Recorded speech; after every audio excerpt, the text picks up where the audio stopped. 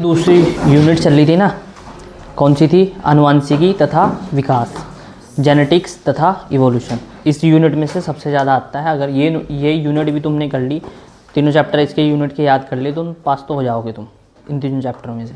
ठीक है, 2 चैप्टर मैंने इसके करा दिए 4 दिन में, 2-2 दिन में एक चैप्टर उड़ा दिया। ठीक है, भले ही तुम्हें याद ना हो, तुम पढ़ते तो हो नहीं। उसके बाद ये वाला चैप्टर है विकास। इस यूनिट का, दूसरी वाली यूनिट का सबसे लास्ट चैप्टर है विकास।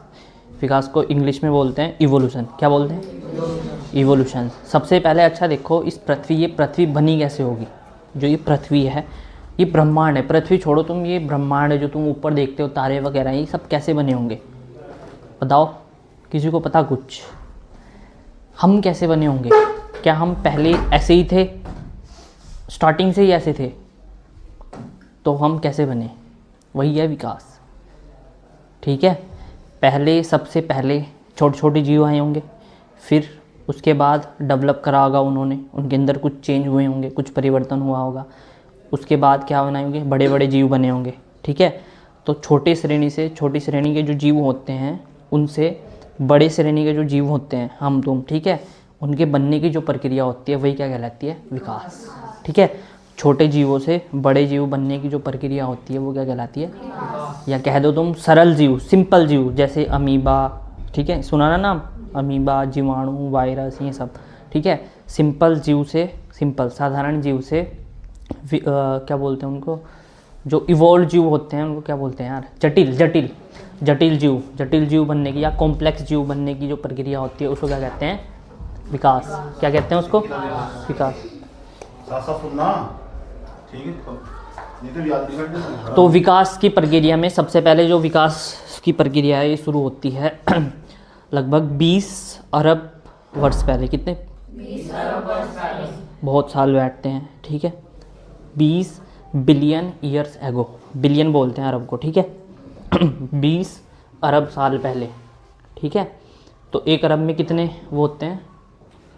1 अरब में कितने करोड़ होते हैं? 100 करोड़। तो 200 करोड़ साल पहले की बात है। कितने? 200 करोड़। 200 करोड़, 200 करोड़ साल पुरानी बात है ये। ठीक है, 20 बिलियन ईयर्स एगो। ठीक है, 20 अरब साल पहले की बात है। तो जो पृथ्वी, मतलब ये ब्रह्मांड है, ब्रह्मांड का बनना कैसे माना जाता है कि यहाँ ना एक बहुत बड़ा क्या हुआ होगा? विस्फोट हुआ होगा। क्या हुआ होगा? बहुत बड़ा विस्फोट हुआ होगा, और उस विस्फोट में से छोटे छोटे टुकड़े टूटे। ठीक है, उसमें से सूर्य बना, ठीक है, आपका चंद्रमा बना, पृथ्वी बनी, मंगल, बुध, ग्रह, ऐसे बनते गए ये सारे। ठीक है, तो ऐसे हुआ होगा किसका निर्माण? इस ब्रह्मांड का। ठीक है, तो उस ब्रह्मांड में हमारा क्या है? एक गैलेक्सी है, उस गैलेक्सी का नाम है मिल्की वे। गैलेक्सी को बोलते हैं हिंदी में आकाशगंगा। क्या बोलते हैं? हमारी आकाशगंगा में क्या आता है? एक सूर्य आता है, और कितने ग्रह आते हैं? 9। पहले 9 थे, प्लूटो हटा दिया गया, अब कितने हैं? 8। तो हमारी आकाशगंगा में एक सूर्य है, और कितने? 8 ग्रह हैं। उन ग्रहों के फिर अपने अपने क्या है? उपग्रह। जैसे पृथ्वी का जो उपग्रह है वो क्या है? चंद्रमा। ठीक है, तो इन सबसे मिलके क्या बनी है हमारी गैलेक्सी, आकाशगंगा। क्या बनी है? आकाशगंगा। उस आकाशगंगा में सबसे बीच में क्या है? सूर्य। उसके चारों क्या घूमता है? 8 के 8 वो ग्रह घूमते हैं। ठीक है, उन ग्रहों में से एक ग्रह है पृथ्वी। ठीक है, उन ग्रह में से एक ग्रह है कौन? पृथ्वी। अब पृथ्वी पे आते हैं, पृथ्वी की उत्पत्ति कैसे हुई थी? पृथ्वी को माना जाता है कि बहुत साल पहले क्या हुआ होगा? जो सूर्य है ना, सूर्य का एक टुकड़ा टूटा होगा और वो गिर गया होगा। ठीक है, तो ऐसे पृथ्वी का निर्माण हुआ होगा। पृथ्वी पे सूर्य बहुत गर्म था, तो बहुत बहुत सालों तक, कई 100 साल तक क्या हुआ, क्या हुई? उस पर वर्षा हुई। उसको जो वो सूर्य का टुकड़ा था, उसको क्या मिला? थोड़ी ठंडी हुई वो। ठीक है, क्या हुई वो? ठंडी हुई। ठंडी होने के बाद उसमें कुछ खड्डे भी थे। कुछ खड्डों पे जैसे जैसे ऊपर से पानी बरस रहा था, तो उन खड्डों पे क्या हो गया? पानी भर गया, तो वो क्या बन गया? समुद्र। क्या बन गए वो? समुद्र। फिर धीरे धीरे करके जैसे जैसे पृथ्वी ठंडी हुई, ठीक है, यहाँ पे हाइड्रोजन आई, हाइड्रोजन गैस आई, ऑक्सीजन गैस आई, ठीक है, मीथेन बनी, धीरे धीरे करके बहुत सारी हीलियम आई। हीलियम तो पहले से ही थी। ठीक है, तो इन गैसों ने मिलकर क्या बनाया? एक वातावरण बनाया। क्या बनाया? वातावरण। वातावरण मतलब इन्वायरमेंट, जो आज तुम देख रहे हो। ठीक है, फिर धीरे धीरे करके उस पर क्या हुआ? नमस्ते। धीरे धीरे करके क्या हुआ, उस पे पेड़ पौधे उगने शुरू हुए। क्या हुए? पेड़ पौधे उगने शुरू हुए। छोटे छोटे जीव हैं। क्या है? छोटे छोटे जीव हैं। तो जो पृथ्वी है, पृथ्वी का जो इतिहास है, पृथ्वी लगभग 4.5 अरब वर्ष पहले, कितनी? 4.5 अरब वर्ष पहले बनी है हमारी पृथ्वी। ठीक है। और उस पर जो जीवन आया है, जीवन आया है मतलब जो सबसे पहले जीव बने थे, जीवन आया था, वो कितने साल पहले आया था? 4 अरब वर्ष पहले। कितने? तो अगर तुमसे पूछा जाए कि ब्रह्मांड कितना पुराना है, ब्रह्मांड कितना पुराना है, कब बना होगा ब्रह्मांड? 20 अरब वर्ष पहले। ठीक है। और हमारा जो ब्रह्मांड में जो आकाशगंगा है, अच्छा तुम्हें क्या लगता है ये जो सूर्य दिख रहा है केवल एक ही है? हमारा जो ब्रह्मांड है उसमें एक ही सूर्य है? नहीं, ऐसे ऐसे बहुत सूर्य हैं जो हमें दिखता नहीं। सूर्य जो है ना, ये हमें इसलिए दिखता है क्योंकि थोड़ा नज़दीक है, पृथ्वी के थोड़ा क्या है, नज़दीक है। तो ये एक आकाशगंगा है, हमारी जो आकाशगंगा है उसका नाम है मिल्की वे। ऐसी पता नहीं कितनी आकाशगंगाएं हैं, उनमें कितने सूर्य हैं और उनमें कितने क्या हैं, ग्रह हैं, उनमें कितने ग्रह चक्कर लगा रहे हैं। और जो ब्रह्मांड है ना, जो ब्रह्मांड है ये ऐसे नहीं है कि जैसे मैंने ये बोर्ड बना दिया, एक बार ही बना दिया तो ये फिक्स रहेगा। ठीक है। ऐसा नहीं है कि ब्रह्मांड एक बार बन गया तो फिक्स है, नहीं, उसमें बार बार एक्सप्लोजन हो रहा है, मतलब उसमें बार बार विस्फोट हो रहा है। और विस्फोट होने के बाद बार बार क्या हो रहा हो, बहुत ज़्यादा फैल रहा है, एक्सपैंड है हमारा ब्रह्मांड, फैल रहा है। क्या कर रहा है? फैल रहा है। स्थिर नहीं है हमारा ब्रह्मांड, उसमें नए नए तारे बन रहे हैं, नए नए क्या हो रहे हैं, विस्फोट हो रहे हैं, नए नए ग्रह बन रहे हैं, नए नए सूर्य बन रहे हैं। ठीक है। स्थिर नहीं है। तो हमारा जो ब्रह्मांड है, जैसे मैंने लिख दिया कि हमारा जो ब्रह्मांड है वो 4 वर्ग किलोमीटर के, एक आंकड़ा लगा रहा हूँ, वैसे ही नॉर्मल बता रहा हूँ कि 4 वर्ग स्क्वायर मीटर का है हमारा। ठीक है। 4 स्क्वायर मीटर का जो है हमारा ब्रह्मांड है। अब वो इतना ही रहेगा? नहीं, वो क्या करेगा, एक्सपेंड करेगा, फैलेगा। उसमें क्या होंगे, विस्फोट होंगे, और वो क्या करता जाएगा, बड़ा होता जाएगा। ठीक है। तो हमारे ब्रह्मांड को जो बनाने की जो थ्योरी होती है, सबसे पहले कौन सी थी? वो उस थ्योरी का नाम था बिग बैंग थ्योरी। कौन सी थी? Big bang theory. ये रही, कौन सी थी? Big bang theory. 3 साइंटिस्ट ने दी थी, तुम्हें साइंटिस्ट के नाम नहीं जानने। कौन सी है? बिग बैंग थ्योरी, जो हमारे ब्रह्मांड को बताने को बताती है, बनने को बताती है। ठीक है। कि ब्रह्मांड का निर्माण कैसे हुआ होगा। उस ब्रह्मांड में हमारी जो आकाशगंगा है उसका नाम क्या है? मिल्की वे। क्या नाम है उसका? मिल्की वे। हमारी आकाशगंगा में एक सूर्य है और उसके आसपास कितने 8 क्या है, ग्रह हैं। उन ग्रह में से एक ग्रह कौन है? पृथ्वी। पृथ्वी लगभग कितने वर्ष साल पहले बनी होगी? 4.5 अरब वर्ष पहले। ठीक है। 4.5 अरब वर्ष पहले या 45 करोड़ वर्ष पहले। ठीक है। अरब, एक अरब में कितने होते हैं? 100। ठीक है। तो अब देख लो जरा यहाँ पृथ्वी की उत्पत्ति, ये देख लो विकास क्या होता है। विकास वह प्रक्रिया है जिसमें सरल जीव से जटिल जीवों के निर्माण होता है और समय के साथ नई प्रजातियां बनती हैं। भाई सिंपल जीव है कोई, ठीक है, सरल जीव है, उसमें जैसे जैसे कुछ चेंजेस होंगे, एनवायरनमेंट में कुछ चेंजेस होंगे। ठीक है। जैसे कोई सरल जीव था, एनवायरनमेंट में, वातावरण में कुछ चेंज हुआ, परिवर्तन हुआ, लेकिन उस परिवर्तन में वो क्या करेगा, अपने आप में भी तो कुछ चेंज करेगा। क्या करेगा वो? अपने आप में क्या करेगा? चेंज करेगा वो। ठीक है। जैसे क्या होता है, ऊपर जाओगे तुम तो बर्फ़ होती है ऊपर, वहाँ एक भालू मिलता है। क्या मिलता है? भालू। तो भालू उस इतने ठंडे इलाके में कैसे सर्वाइव कर सकता है? कैसे सर्वाइव कर सकता है? उसने अपने ऊपर क्या विकसित कर लिए? बहुत लंबे लंबे बाल। क्या विकसित कर लिए? बहुत लंबे लंबे बाल। अब वो बाल उसको किससे बचाते हैं? उस ठंड से बचाएंगे। तो ऐसे ही जैसे ही इन्वायरमेंट में, वातावरण में कुछ भी चेंजेस होता है ना, तो जीवों में भी क्या होता है, कुछ ना कुछ परिवर्तन होता है। अगर जीव अपने आप में कुछ परिवर्तन नहीं करेंगे तो वो तो मर जाएंगे। क्या कर जाएंगे? वो मर जाएंगे, वो सर्वाइव ही नहीं कर पाएंगे। ठीक है। तो ऐसे ऐसे ही जैसे जैसे इन्वायरमेंट में, हमारे वातावरण में चेंज हुआ, सिंपल जो जीव थे, ठीक है, सिंपल जो जीव थे वो किस में बने? कॉम्प्लेक्स जीवों में बने। और उसके सिंपल जीव से कॉम्प्लेक्स जीव बनने की प्रक्रिया जो होती है, सरल जीव से जटिल जीव बनने की प्रक्रिया जो होती है, वही क्या कहलाती है? विकास। ठीक है। और क्या बनती है? नई नई प्रजातियाँ बनती हैं। ठीक है। जैसे कुत्ता हो गया, सॉरी बिल्ली होगी, जो बिल्ली है, बिल्ली किस प्रजाति की है पता तुम्हें? किसकी है? तेंदुआ, चीता, सारे एक जैसे नहीं लगते हैं देखने में। बिल्ली के ऊपर भी ऐसे धारियाँ होती हैं, तो इसकी एक ही प्रजाति है ये। ठीक है। क्या है? जैसे ये क्या बोलते हैं उसको, एक ही परिवार है इनका, फैमिली एक ही है। क्या है इनकी फैमिली एक ही है, लेकिन प्रजाति अलग अलग है। अगर तुम 11वीं में पढ़ते तो फैमिली पता चलता तुम्हें, और स्पीसीज पता चलता क्या होता है, ऑर्डर पता चलता क्या होता है, ठीक है। तो पढ़ाई नहीं बार। तो जो बिल्ली बिल्ली वगैरह होंगी ये कैसे विकसित हुई, तो हुई है एक प्रजाति से दूसरी प्रजाति में बदली ना, ठीक है। तो ये क्या करी, आपस में विकसित हुई। तो जो उनकी आवश्यकताएं थी उसके अनुसार क्या कर लिए, विकसित हो गए, उन्होंने अपने अपने नए नए विकास कर लिए। तो देखो जरा, ब्रह्मांड सबसे पहले क्या है, ब्रह्मांड की उत्पत्ति कितने वर्ष पहले हुई थी, 20 अरब वर्ष पहले। कितनी, 20 अरब वर्ष पूर्व मानी जाती है। और इसकी उत्पत्ति के बारे में कौन सी थ्योरी बताती है, बिग बैंग थ्योरी, ठीक है। पृथ्वी की उत्पत्ति कितने अरब वर्ष पहले, 4.5 अरब वर्ष पहले। और जीवन कब आया था, 4 अरब वर्ष पहले, ठीक है भाई। अच्छा, अब तुम्हारी एनसीईआरटी में बहुत सारी थ्योरी दे रखी है, वो बताती हैं कि जीव कैसे बने होंगे। क्या, जीव कैसे बने होंगे। तो कुछ जो ग्रंथ हैं जैसे कुछ धार्मिक ग्रंथ होते हैं ना, कुछ ऐसे धार्मिक ग्रंथ हैं वो बताते हैं कि जो जीव होते हैं ना, जैसे आज हैं ऐसे ही रहे होंगे पहले भी। सही है, जैसे आज जीव हैं हम तुम हैं, ठीक है, क्या ऐसे ही पहले भी ऐसे जीव रहे होंगे, बताओ। नहीं ना, ऐसे ही थे जैसे तुम हो आज। पहले तुम आदि मानव थे ना, विकसित करके क्या हमने, तुम इंसान बने, मनुष्य बने। तो ये तो पूरी तरीके से गलत है, ठीक है, कि जैसे जो आज जीव हैं वही क्या रहे होंगे, ऐसे ही पहले रहे होंगे। तो बात क्या है, सरासर गलत है। और वो मानते हैं, धार्मिक ग्रंथ क्या मानते हैं कि जो जीव बने, ठीक है, उनकी उत्पत्ति मात्र 4000 वर्ष पहली है। कितनी, 4000 वर्ष तक पहले। तो वो ही उसका इतिहास है, रामायण गीता वगैरह का, ठीक है। तो ये तो बहुत गलत हो गया, ये तो बिल्कुल गलत है।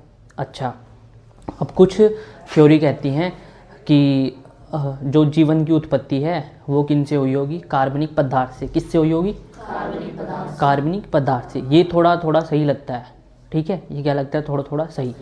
एक इसी क्रम में एक थ्योरी है, वो बताने का प्रयास करती है कि सबसे पहले जीवन की उत्पत्ति कैसी हुई होगी, मतलब यहाँ सबसे पहले जीव कैसे बने होंगे, ठीक है।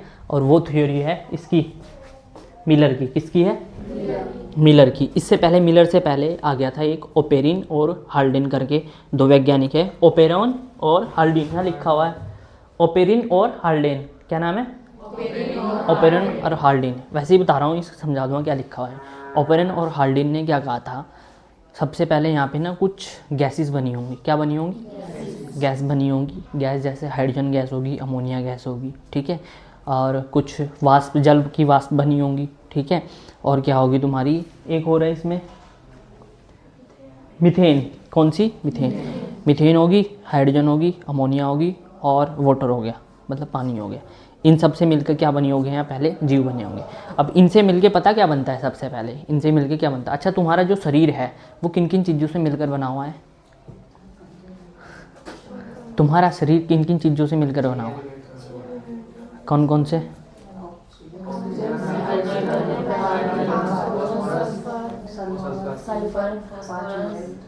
अच्छा। इसके बाद ये जो एलिमेंट है ये क्या बनाते हैं तुम्हारे शरीर में, प्रोटीन, कार्बोहाइड्रेट मतलब शुगर, शर्करा बनाते हैं, प्रोटीन बनाते हैं, डीएनए आरएनए बनाते हैं। इन सब चीज़ से ही तो तुम्हारा शरीर मिलकर बना है। तो ये जो गैस थी ने, इन्होंने किसका निर्माण किया तुम्हारे शरीर में, प्रोटीन का, शर्करा का मतलब शुगर का, जैसे ग्लूकोज वगैरह का, ठीक है। उससे तुम्हें एनर्जी मिलती है ना ग्लूकोज से, ठीक है। तो शुगर बनी, क्या बनी, शुगर बनी।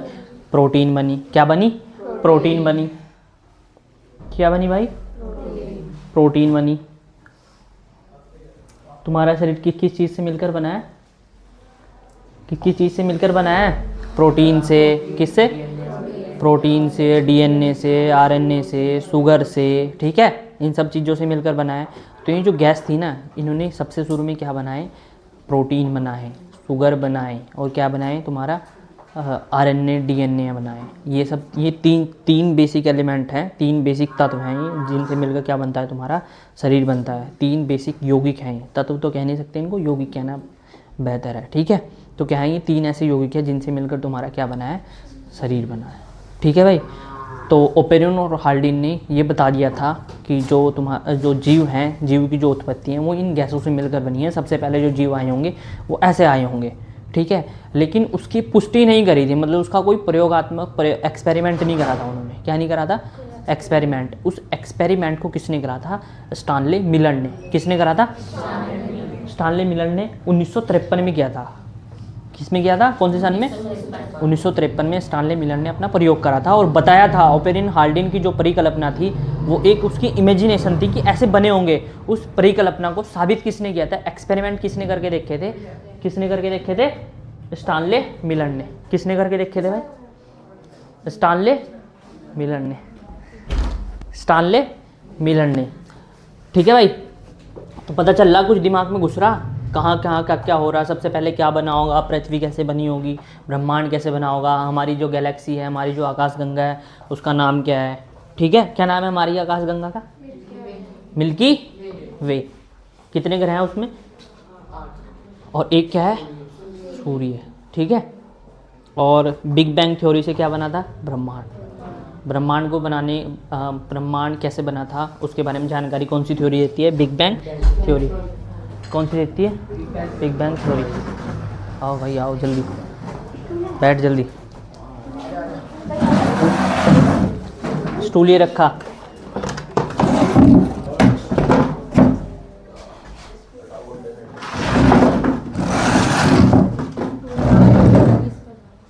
क्या क्या प्रैक्टिकल था आज, क्या करा,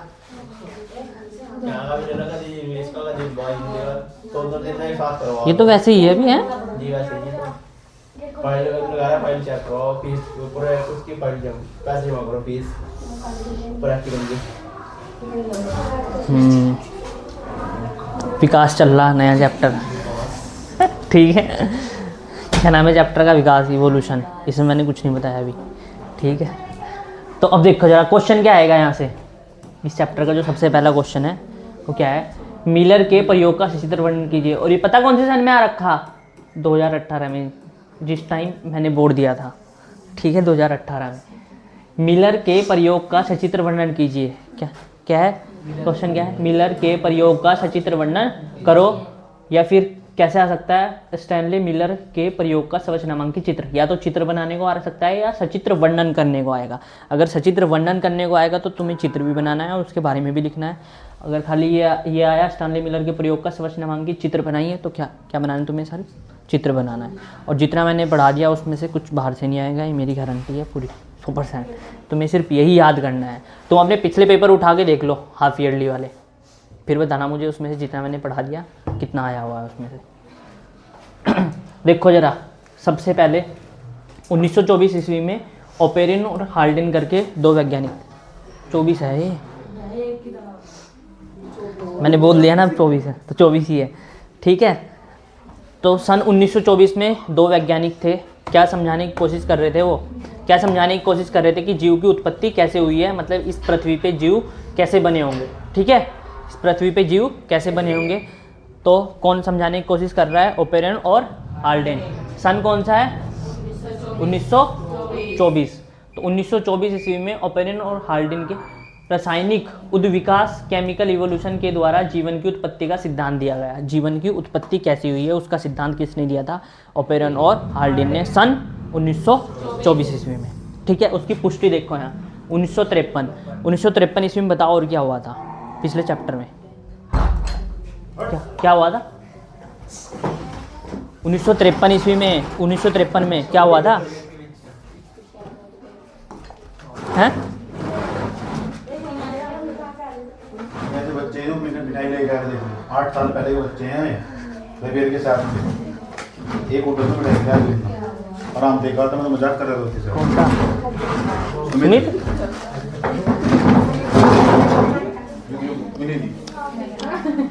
याद रखा जा रहा कि डिजिटल जमाना चल रहा था, ऐसे भी मजाक करते हैं दुनिया में। ये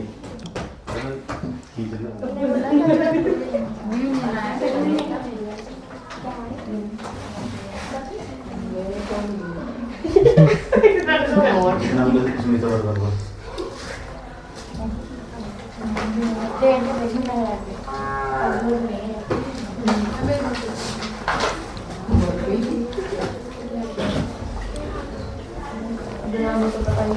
सबका होगा ये भाई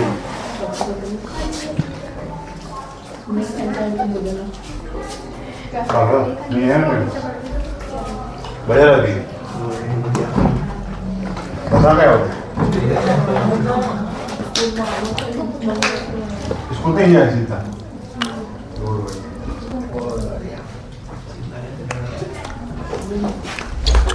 पता बोलना नहीं है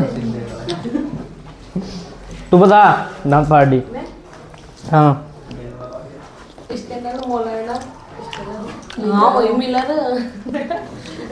मान नहीं पिछले चैप्टर का पूछ रहा हूँ 1953 में क्या हुआ था कौन से साइंटिस्ट ने क्या दिया था डीएनए की द्विकुंडलित संरचना दी थी किसने दी थी वाटसन और 1924 में क्या हुआ था फिर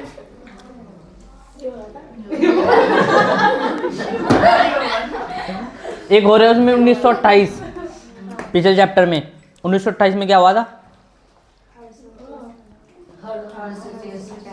अच्छा 1952 में हुआ था वो हर्षे चेस का प्रयोग 1928 में क्या हुआ था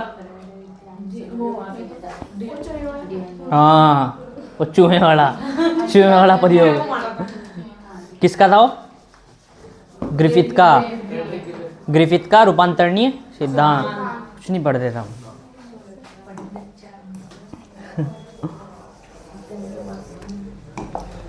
फिर कहोगे हमें पढ़ाया नहीं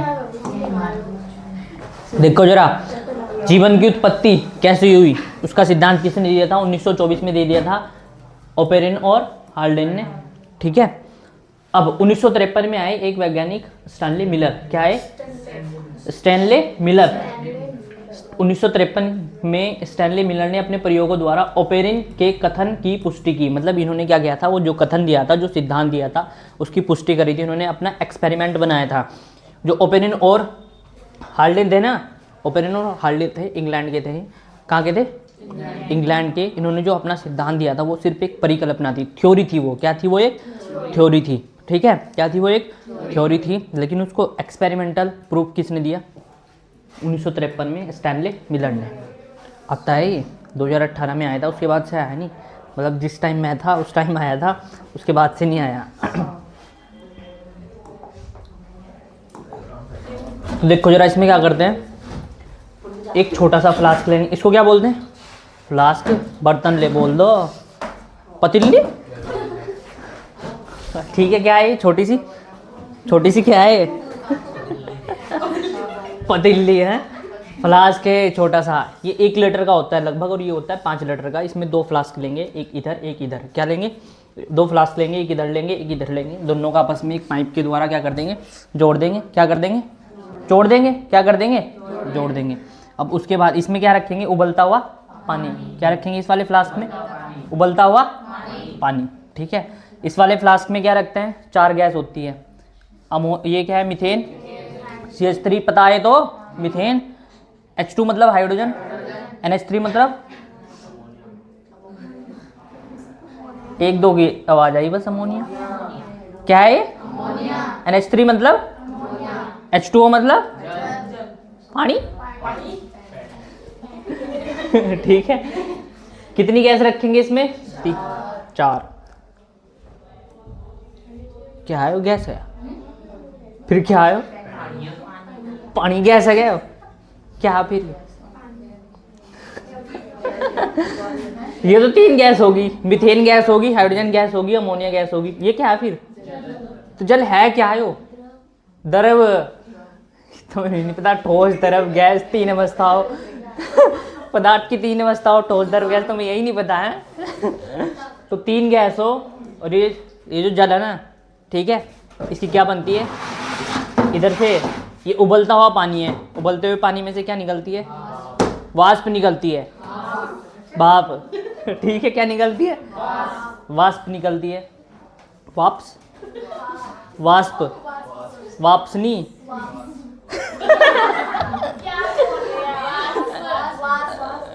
भाप भाप कह रहे तुम्हारा, ठीक है।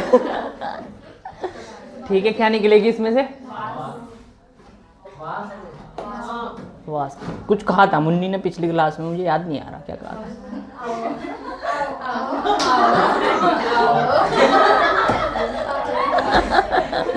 आहो आहो बता दिया, आहो। जैसे वो मैंने बताया था, वो दही दही नहीं बोलता, वो पता क्या बोल रहा है? दही।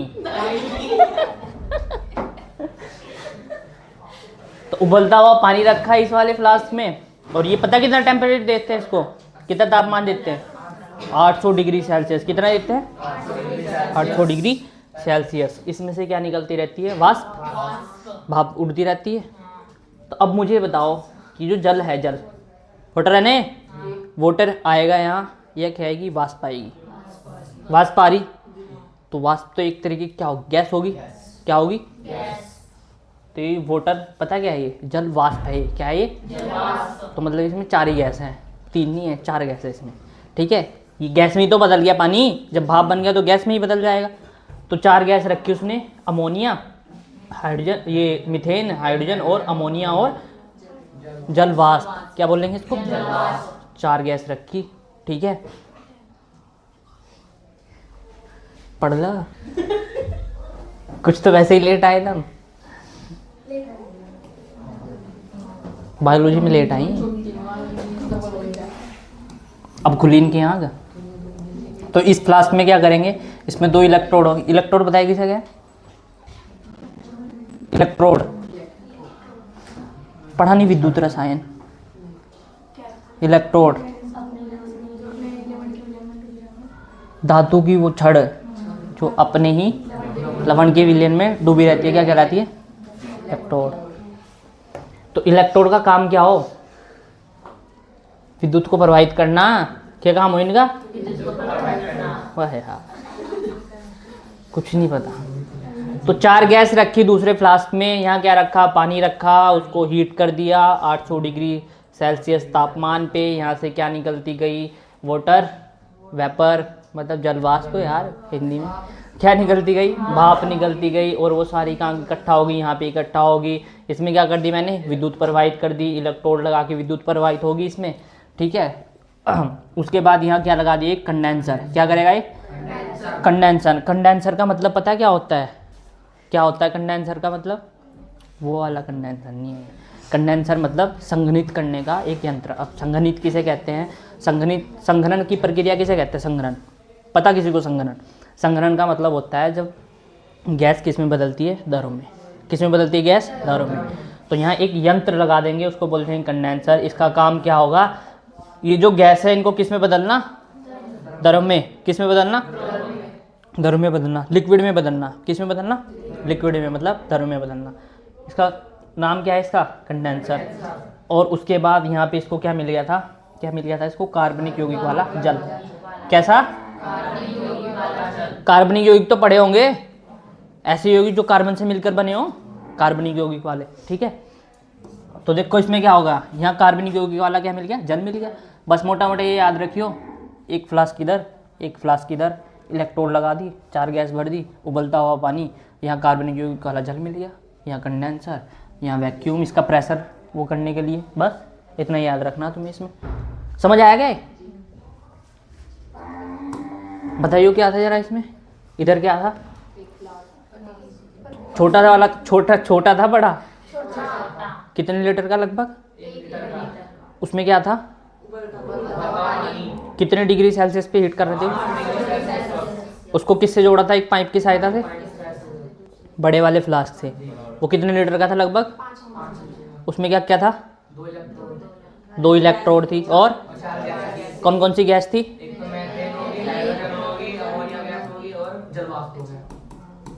इसी क्रम में याद रखना तुम्हें। महा क्या है ये?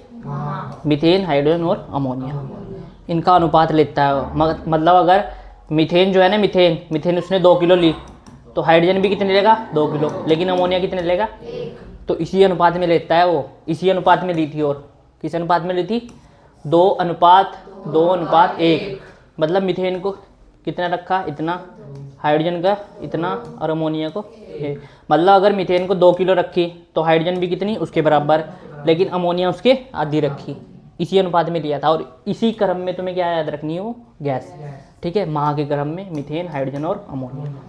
ये डायरेक्ट 1 नंबर का क्वेश्चन आ जाता है, डायरेक्ट 1 नंबर का क्वेश्चन आ जाता है कि जो मिलर का जो प्रयोग था उसमें जो गैस ली थी उनका अनुपात क्या था, 2:2:1, ठीक है। और अनुपात अगर आगे पीछे कर दिया, अगर वहाँ यहाँ ऐसे लिखा होता, शुरू में क्या लिख दिया उसने अमोनिया, तो 1 का भाग जाएगा आगे, ऐसे आ जाएगा, ठीक है भाई, कोई दिक्कत नहीं ना। तो इसमें सब कुछ वही लिखा हुआ है।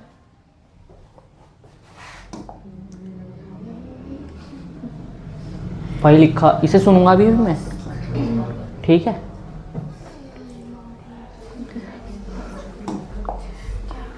दिख रहा इसमें,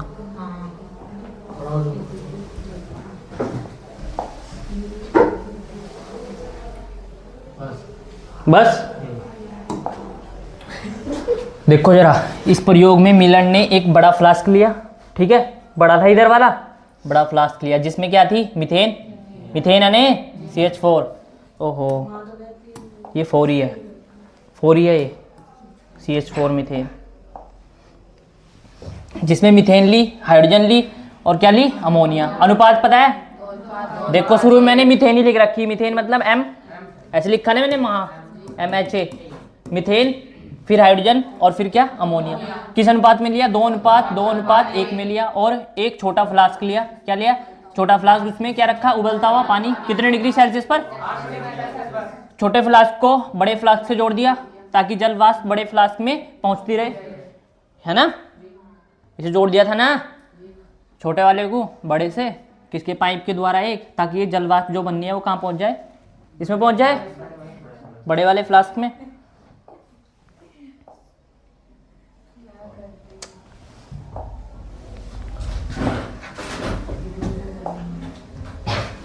ठीक है भाई, यहाँ तो कोई दिक्कत नहीं।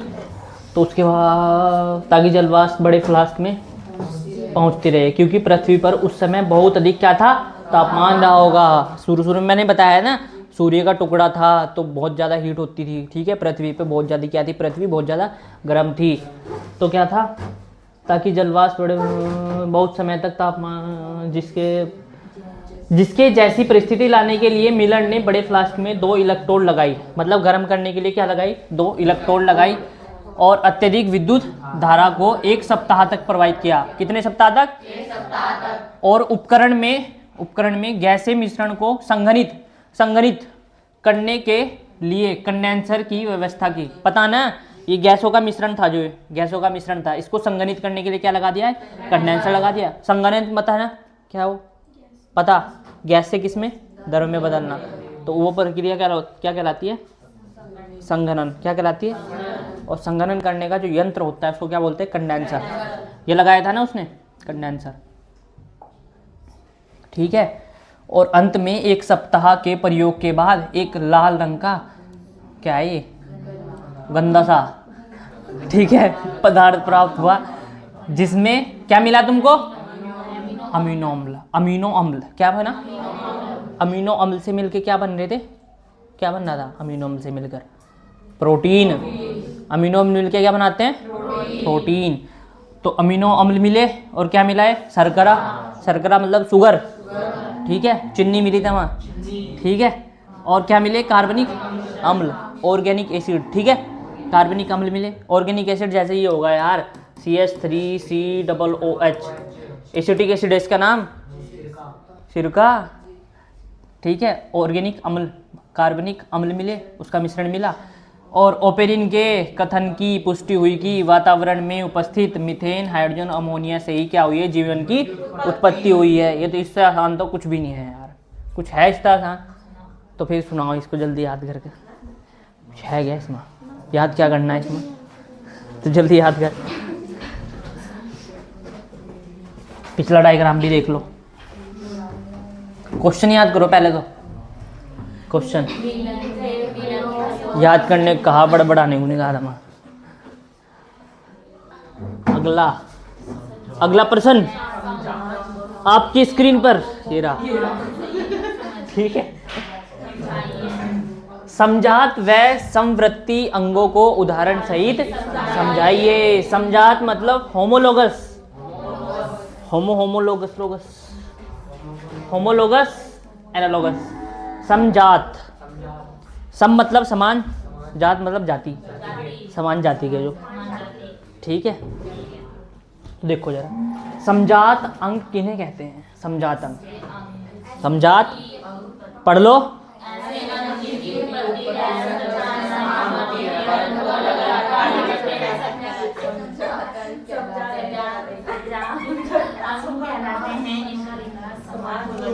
होता है, अर्थात ये सारी ऐसे अंग, समजात अंग, समजात अंग मतलब होमोलोगस ऑर्गन। कौन से? Homologous organ.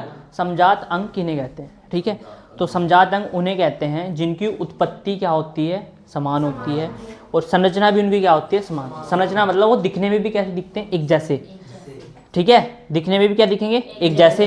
उनकी उत्पत्ति भी सेम हुई होगी, समान हुई होगी, लेकिन कार्य क्या करेंगे? वो अलग अलग करेंगे। जैसे पक्षी के पंख होते हैं और चमगादड़ के जो पंख होते हैं वो देखने में क्या लगते हैं? एक जैसे लगते हैं, लेकिन उनके काम क्या होते हैं? अलग अलग। कोई उड़ने का काम कर रहा है, वो चिपकने का काम करते हैं, ठीक है। जैसे तुम्हारे हाथ हैं, क्या है? तुम्हारे हाथ हैं, और जैसे उसका शेर का पंजा है, ठीक है, उसका कुछ और काम है, और तुम्हारे हाथ का क्या है? कुछ और काम है। उसमें भी ऐसी ज्वाइंट होता है यहाँ पे, ठीक है, लेकिन उसकी आगे की जो फिंगर होती हैं वो थोड़ी अलग होती हैं, लेकिन देखने में क्या लगेंगे तुम्हें? एक जैसे लगेंगे, लेकिन उनका काम क्या होगा? अलग अलग होगा, ठीक है भाई। तो यहाँ पे एक लाइन लिखी, ये तो समझ आ गया। मतलब संरचना में और उत्पत्ति में, उत्पत्ति मतलब बनने की प्रक्रिया है यार, बन कैसे रही हूँ? उत्पत्ति। तो उत्पत्ति और संरचना में क्या होंगे? समान। बने समान होंगे, दिखेंगे भी समान, लेकिन काम क्या करेंगे? ऐसे अंगों को क्या कहते हैं तुम? समजात अंग। इसमें एक लाइन लिखी हुई है, इनका विकास समान पूर्वजों से हुआ होता है। तो इनका जो विकास होता है समान पूर्वजों से हुआ होता है। इसका मतलब क्या है? क्या मतलब है? पूर्वज पता ना, जैसे मेरी दादी गुजर गई, ठीक है, वो मेरी पूर्वज थी, ठीक है, तो मेरा विकास किससे हुआ होगा? हम सब किसकी पीढ़ी हैं? मेरी दादी की, मेरी दादा की, ठीक है ना। तो ऐसे ही इनके पूर्वज हैं। जैसे कोई पूर्वज है, पूर्वज उनका एक रहा होगा, उसी में से एक अलग प्रजाति बन गई होगी, दूसरी अलग प्रजाति बनी हुई होगी। उनके हाथ पैर लेकिन क्या बने? सेम बने। उनके हाथ पैर क्या बने? सेम, लेकिन काम अलग अलग करने लग गए। अच्छा ये बताओ मुझे, काम अलग अलग क्यों करने लग गए हो? क्या कारण क्या रहा होगा? सोचने वाली बात है। काम अलग क्यों करने लग गए हो जब दिखने में भी एक जैसे हैं, उत्पत्ति भी समान हो रही, और उनके पूर्वज भी समान है, ठीक है, मतलब उनके मम्मी पापा भी एक ही हैं, ठीक है। एक लड़का बिजनेस कर रहा, एक लड़का नालियों में पड़ा दारू पी कर, ठीक है। कारण क्या रहा होगा? कारण क्या रहा उनका? ऐसा क्यों है भाई? दिखने में भी समान है, ठीक है, उत्पत्ति भी समान हो रही, लेकिन कारण क्या है? वो अलग अलग काम क्यों कर रहे हैं? कहाँ खो रही? उस तो बाहर भी निकल जाइए कभी। भैया मैं आपकी बात सुनती हूँ। मेरे बारे में सोच रही? आपकी बात सुनती। तो पक्षी के पंख और चमगादड़ के पंख दिखने में एक जैसे लगते हैं, लेकिन काम अलग अलग करते हैं। क्यों? यही तो पूछ रहा हूँ, क्यों?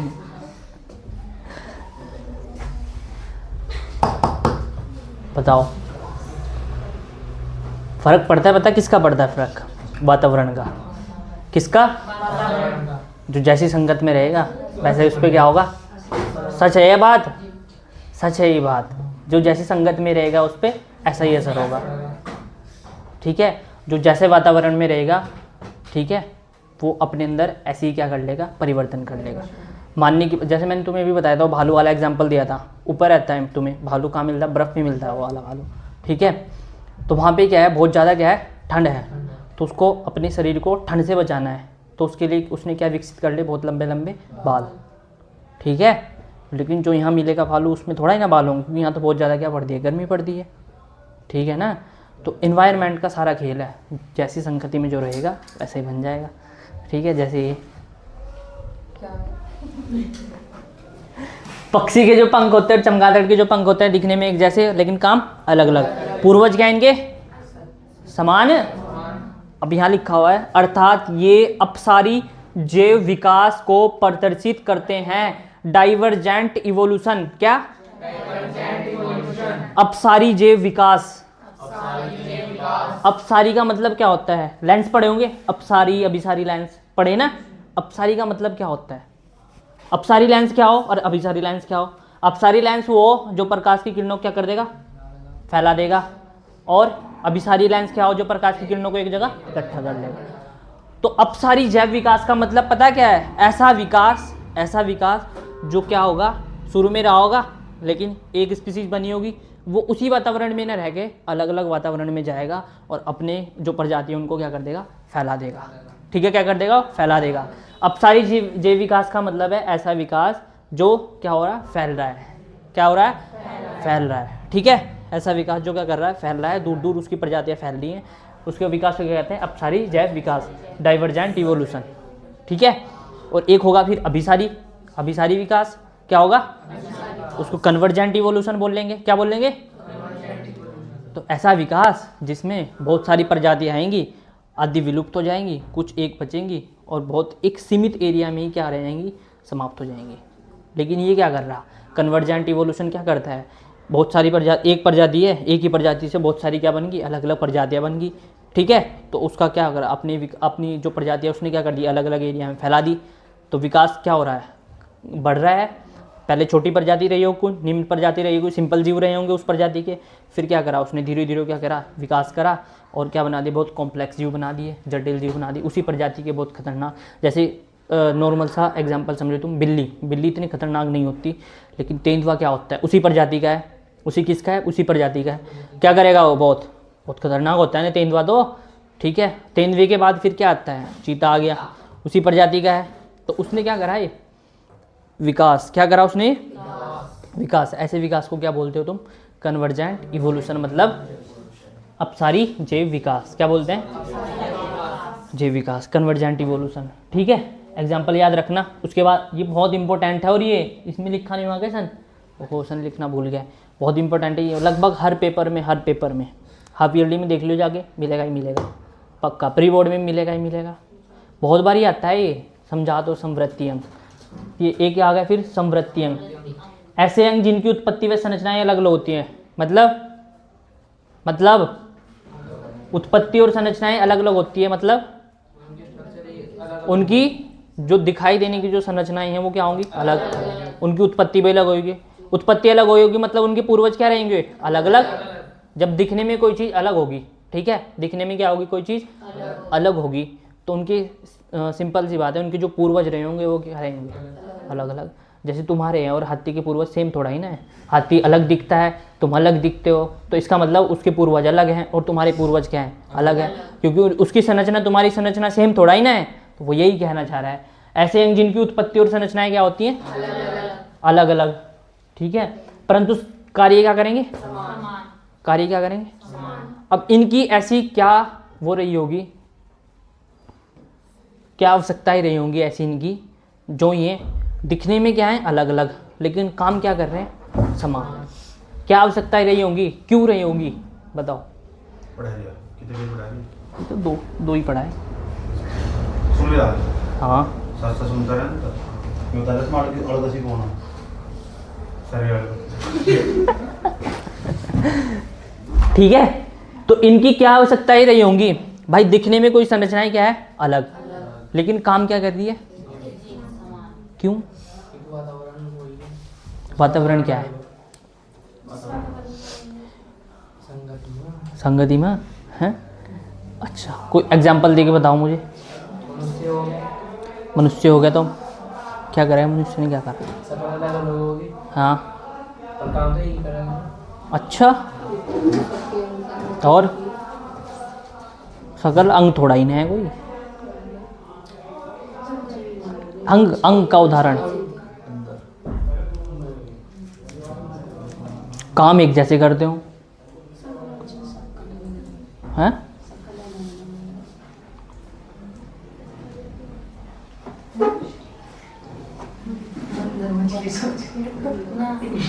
पेंगुइन और डॉल्फिन के फ्लिपर्स, एग्जाम्पल दे रखा है इसमें। पेंगुइन, पेंगुइन पता, पेंगुइन पता ना, बर्फ में रहे वो जो। पेंगुइन और डॉल्फिन के फ्लिपर, डॉल्फिन पता, पता ना डॉल्फिन, समुद्र में ऐसे करके ऐसे जा, है ना डॉल्फिन। तो उनके फ्लिपर्स पता क्या हो, जो अगले वाले उसके पंख हो उनको क्या बोलते हैं, फ्लिपर्स। देखो पेंगुइन के और फ्लिपर, पेंगुइन ऐसे सीधा खड़ा होता है वो, ठीक है, उसके ऐसे हाथ होते हैं ऐसे पेंगुइन के, ठीक है, ऐसे तो हो, छोटे छोटे से हाथ हो ऐसे, छोटे छोटे सी पैर हो, ठीक है, वो ऐसे चलता है ऐसे पेट निकाल के, ठीक है। तो पेंगुइन के अगले हाथ फ्लिपर्स देख लो। और डॉल्फिन के, डॉल्फिन कैसे होते हैं, मछली होती है डॉल्फिन, तो ऐसे ऐसे तैरती है ना, ऐसे ऐसे तैरती है, तो उसके अगले वाले पंख और उसके डॉल्फिन के अगले वाले हाथ देखने में क्या हो रहे हैं, सेम है भाई यार, तुम केस हो देखने में सेम हो, अलग अलग है यार। तुमने डॉल्फिन दिखाऊं क्या, तुमने डॉल्फिन दिखाता हूँ, तुमने डॉल्फिन ही नहीं देखी भाई यार, बड़ी सी।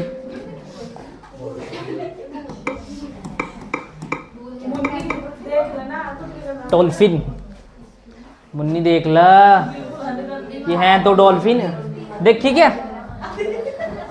क्या करा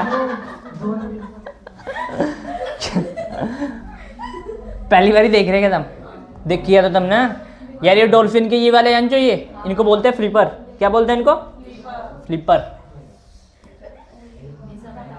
और क्या देखना तुम्हें, पेंगुइन। पेंगुइन की स्पेलिंग पता है किसी को, वह पता मुझे ये पेंगुइन, ये पेंगुइन पेट से निकाल के चले हो। अच्छा तुम्हें पता, पेंगुइन अपने पार्टनर के प्रति इतना ईमानदार हो ना, इतना ईमानदार हो, अगर इसका पार्टनर मर गया ना तो ये भी बस दूसरा नहीं करता है, वो अपना पार्टनर है, ठीक है। पेंगुइन, ये पेंगुइन देखो, इसकी स्ट्रक्चर तो अलग है, और उसके जो फ्लिपर थे किसके, डॉल्फिन के, वो क्या थे, अलग थे ना। तो लेकिन काम क्या करते हैं, तैरने का काम क्या करेंगे, तैरने का, ठीक है। अब ऐसी मुझे ये बताओ, ऐसी आवश्यकता क्या है उनकी, दिखने में अलग है लेकिन काम क्या कर रहे, काम क्या कर रहे, सेम काम क्या कर रहे, काम एक जैसा कर रहे, समान काम कर रहे हैं। क्या आवश्यकता है उनकी ऐसी, क्योंकि जो पेंगुइन है वो भी कहाँ रहता है, पानी के आसपास ही तो रहता है वो, तो उसको पानी में अब अंदर जाना पड़ेगा, अपना शिकार करना पड़ेगा, तैरना पड़ेगा, और डॉल्फिन तो रहती है पानी में, तो उनकी आवश्यकताएं क्या है, सेम है, समान है। तो इसलिए उन्होंने क्या करा, अपने आप को ऐसा विकसित करा कि काम क्या करेंगे, वो दोनों एक करेंगे। लेकिन ऊपरले वाला था जो समझात अंग था, समझात अंग में क्या थी, दिखने में एक जैसे थे लेकिन काम फिर भी क्या कर रहे थे, अलग अलग, क्योंकि उनकी आवश्यकताएं जो थी वो क्या थी, अलग अलग थी। क्या थी उनकी आवश्यकताएं, अलग अलग, ठीक है। किसी को रात में शिकार करना है, किसी को दिन में शिकार करना है, तो किसी की आवश्यकताएं दिन में है उन अंकों की, और किसी की आवश्यकता उन अंकों किस में, रात में, ठीक है तो आँख ही, लेकिन काम क्या है, किसी को दिन में देखना है, किसी को रात में देखना, ठीक है, रात्रिचर हो गए। तो ये तो पढ़ लो, समृद्धि अंग कहलाते हैं। इनका विकास अलग अलग पूर्वज से हुआ होगा, क्योंकि अलग अलग दिख रहे, सिंपल है। अर्थात ये अभिसारी जैव विकास, अभिसारी जैव विकास मतलब कन्वर्जेंट इवोल्यूशन। अभिसारी मतलब बहुत सारी जातियाँ आई, कहीं से क्या कर दी, आपस में लड़ी भिड़ी, एक जगह पे समाप्त होगी, कन्वर्जेंट इवोल्यूशन हो गया, को प्रदर्शित करते हैं। यहाँ एग्जाम्पल है, एग्जाम्पल लिख रखा है, उदाहरण पेंगुइन और डॉल्फिन के फ्लिपर, याद करो। ये क्या हो गया, घूर क्यों रही फिर,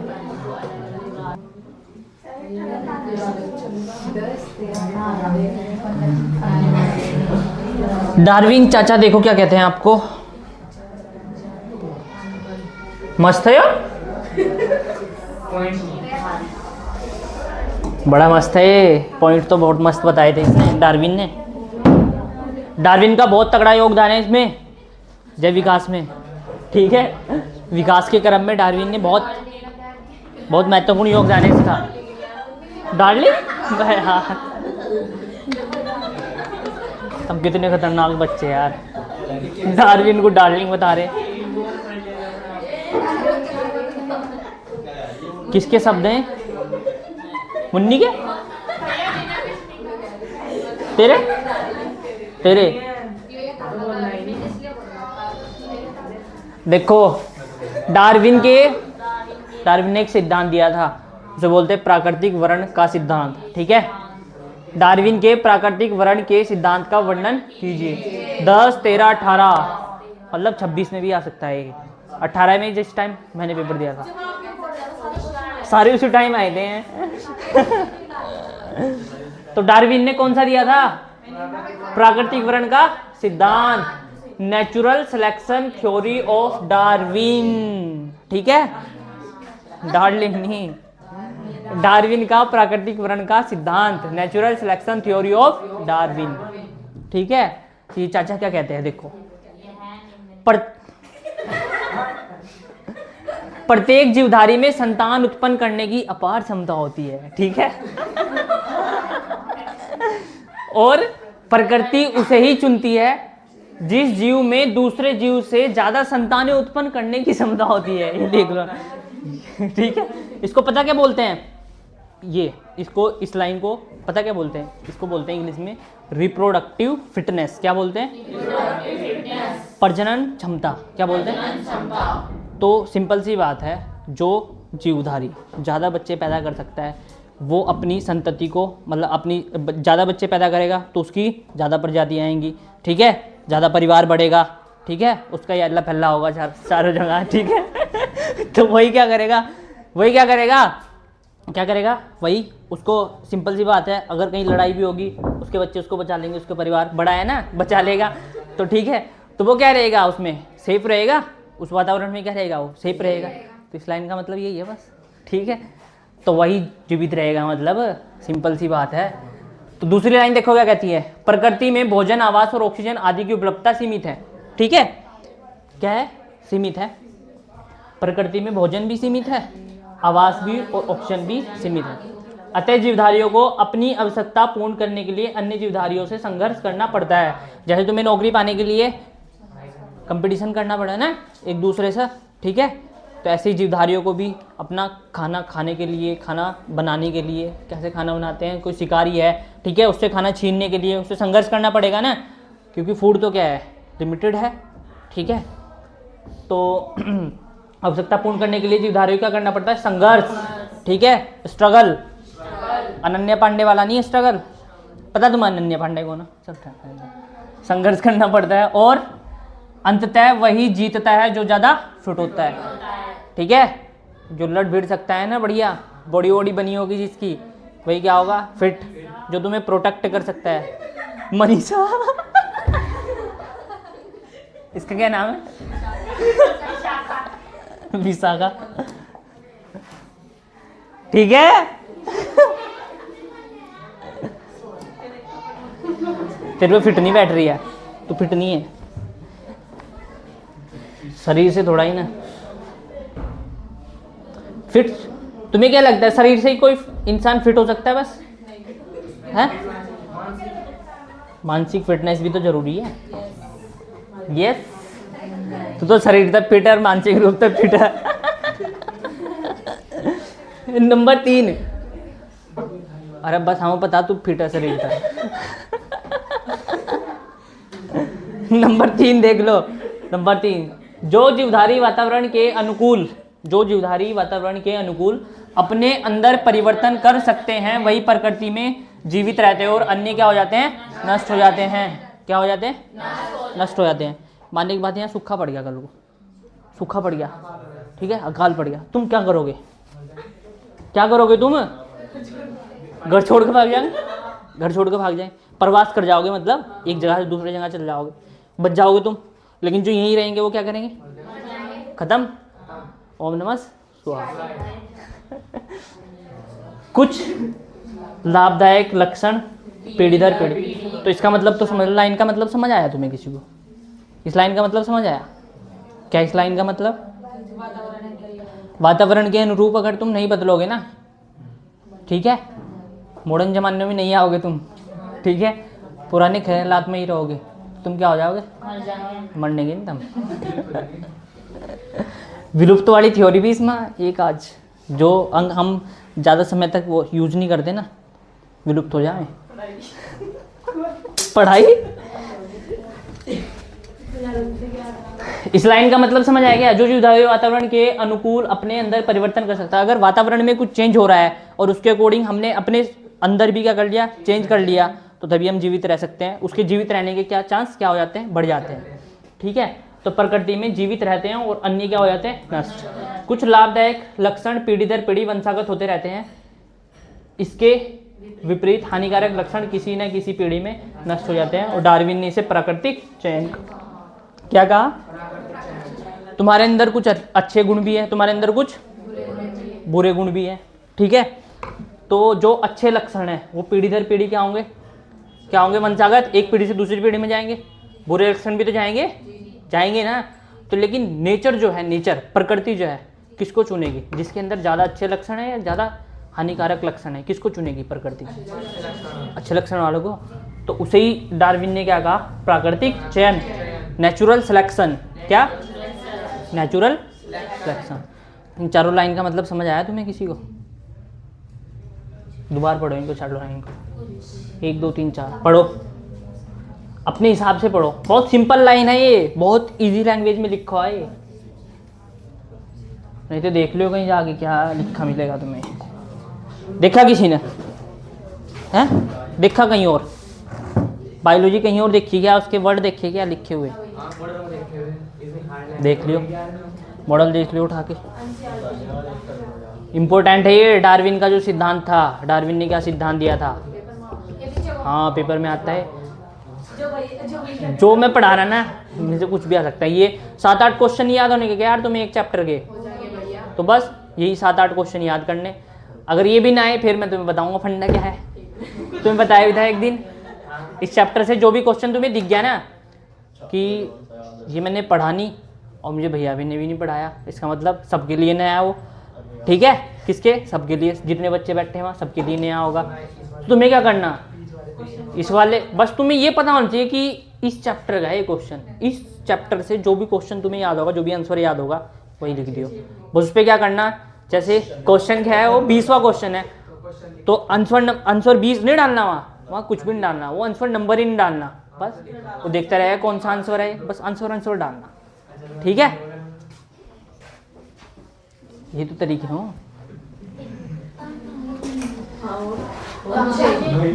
जिस दिन बायोलॉजी का पेपर होगा उस दिन तुम्हें मिठाई खिला के यहाँ से भेजा जाएगा, टेंशन मत लो तुम।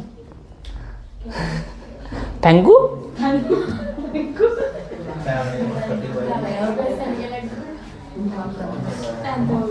है भैया, शारीरिक रूप से फिट हुआ, फेंक भी देगी।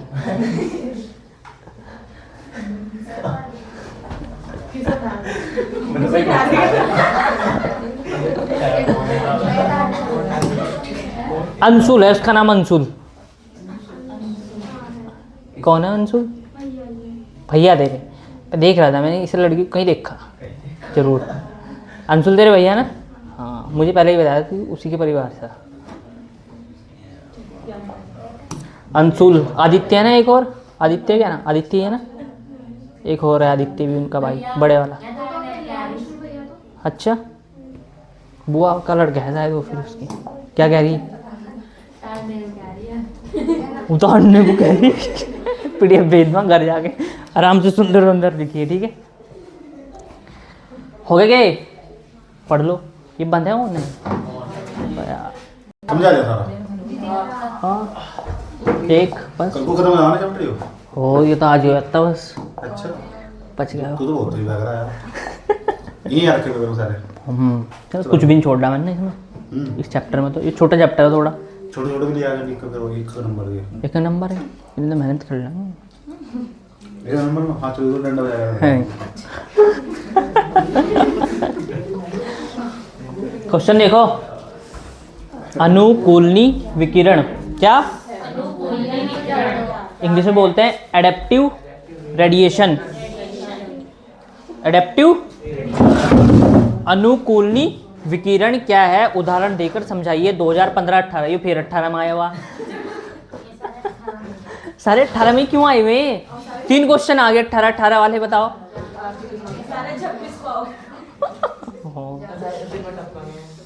अनुकूलनी विकिरण क्या है, उदाहरण देकर समझाइए। तो अनुकूलनी विकिरण का यहाँ उदाहरण वो दिया हुआ है, इसकी परिभाषा क्या है? एक विशेष भौगोलिक क्षेत्र में विभिन्न प्रजातियों के विकास का प्रक्रम एक बिंदु से शुरू होकर अन्य भौगोलिक क्षेत्रों तक फैलने को अनुकूलनी विकिरण कहते हैं। पता क्या कह रहा है? किसने कराया हूँ? किसने करा? मनोज ने करा। मनोज ने करा। अनुकूलनी विकिरण का मतलब एक विशेष भौगोलिक क्षेत्र, कोई एक एरिया है, ठीक है, उसमें अलग अलग प्रजातियां हैं, विभिन्न प्रजातियों के विकास का प्रक्रम। सिंपल बात है, एक प्रजाति है कोई, ठीक है, उससे दूसरी प्रजाति बनी, उससे अलग दूसरी प्रजाति बन गई, इससे अलग अलग अलग। तो इस तरीके का जो इवोल्यूशन है वो क्या कहलाता है? इस तरीके की जो प्रक्रिया होती है उसे अनुकूलनी विकिरण कहते हैं। तो सिंपल कह रहा है, एक जीव है कोई, क्या है कोई? एक जीव किसी पर्टिकुलर एरिया में रह रहा है, किसी क्षेत्र में रह रहा है। क्या देख रही? किसी किस में रह रहा है? किसी पर्टिकुलर एरिया में रह रहा है, किसी एक विशेष क्षेत्र में रह रहा है, ठीक है। एक ही जीव है, क्या है वो? एक ही जीव है, ठीक है। तो वहाँ के वातावरण में कुछ परिवर्तन हुआ। क्या हुआ? दो लोग आ रही नु हाथ क्यों छेड़ रही सर? जेंडर नहीं चेंज करने की या? ठीक है, एक विशेष भौगोलिक क्षेत्र में भैया पढ़ा दो आप, हमें घर जाना है। जगह चल जा। काम करना है भैया, बहुत सारा।